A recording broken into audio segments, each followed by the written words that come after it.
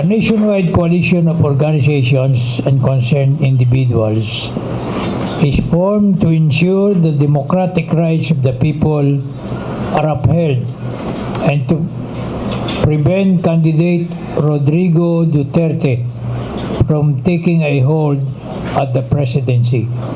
The movement against Duterte and his intentions and proclamations to trample upon democratic rights and processes is initiated with Anib Abogado ni Binay as convener. Anyone publicly displaying this contempt of law and his despotic tendencies, just like Rodrigo Duterte, is not the name to be made President of the Republic of the Philippines. ANIP announced its plans to ensure that integrity of the ballot, prevent electoral fraud, rigging, and ensure peaceful and orderly conduct of the polls. ANIP called upon concerned citizens to come together for the call for reason and prevent the creation of havoc in our society.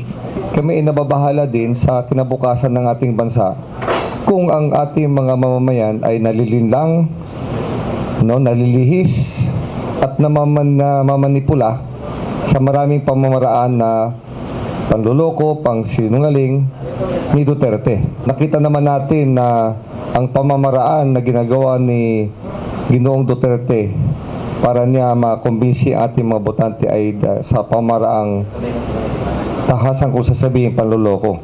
Mga lahat ng kanyang mga nilalabas sa dyaryo, sa Facebook, sa TV, ngayon ay napapatunayan na puro kasinungalingan. Ang tanong ko sa mamamayan, bakit tayo may isang kandidato na ang lakas ng loob magsalita ng mga mali, ang lakas ng loob magmura, ang lakas ng loob na sa public, sa harap ng TV, ng camera, kumahalik ng mga babae na lumalabas pa ang dila, ang laswa tingnan, lalo sa kabataan. Mayroon tayong isang kandidato na nagmumura ng harapan kahit may mga bata at ginagawang biro ang lahat ng kanyang sinasabi. Kung napapansin natin, ang kampanya ni Duterte ay isang malaking biro, hindi seryoso. Ngayon, maraming mga sumusuporta sa kanya, natutuwa, naaliw, parang isang TV show, kaya akala nila pwedeng maging presidente.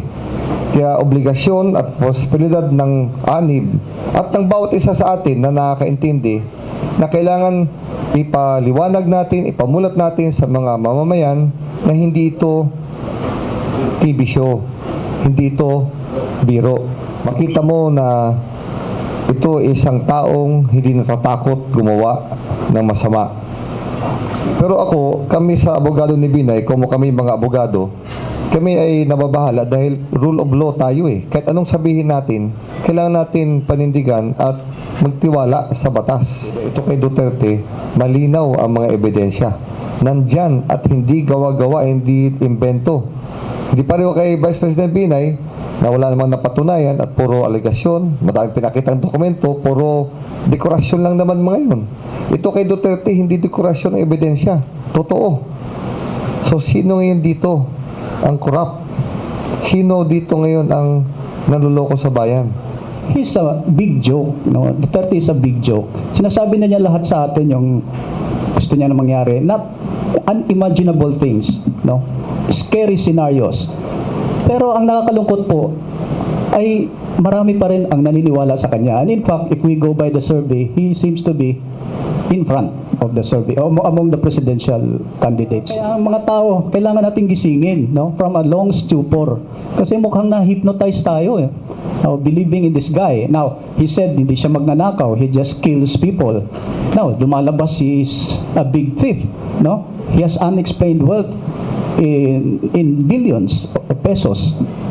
Unexplained ito. So, nagsisinungaling na siya. Lahat ginagawa na niya na para wag siyang iboto ang aming adhikay dito sa ANIB na iparating sa mga tao to educate them. Please choose the right leader. What we need is not an impulsive leader.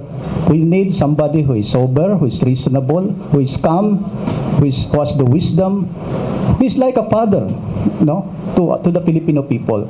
Not somebody who will just issue threats left and right, kill people left and right. He suspects them to be criminals because this can be abused. Itong power na to, we know, can be abused. This can be used against to silence the political opposition.